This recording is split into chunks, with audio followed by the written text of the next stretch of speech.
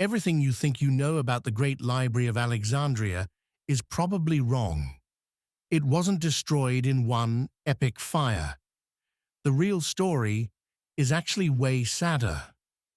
Back in the day, after Alexander the Great took over Egypt, his successors wanted to build a city that was the intellectual center of the world.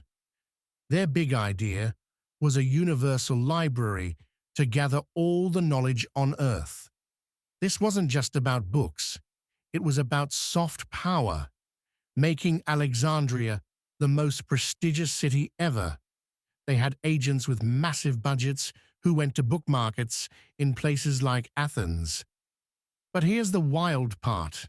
If a ship docked in Alexandria's harbor, officials would seize any books on board. They'd make copies, give the copies back to the owners, and keep the originals for the library. Super aggressive. And the library itself? It wasn't just shelves of scrolls. Imagine a massive university campus with lecture halls, gardens, and dining rooms.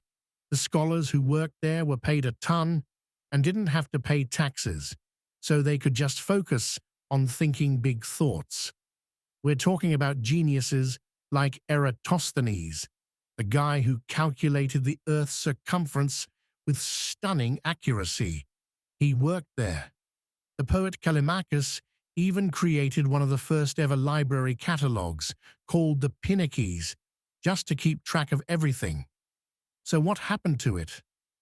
The popular story is a single catastrophic fire, maybe started by Julius Caesar. But that's mostly a myth.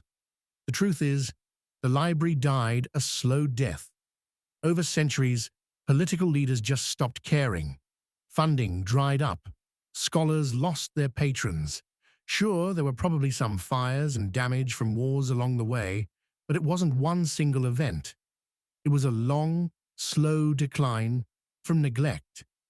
By the 270s AD, there's no reliable evidence it even existed anymore. The real tragedy wasn't a blaze of glory, but the slow, quiet fading of the world's greatest collection of knowledge.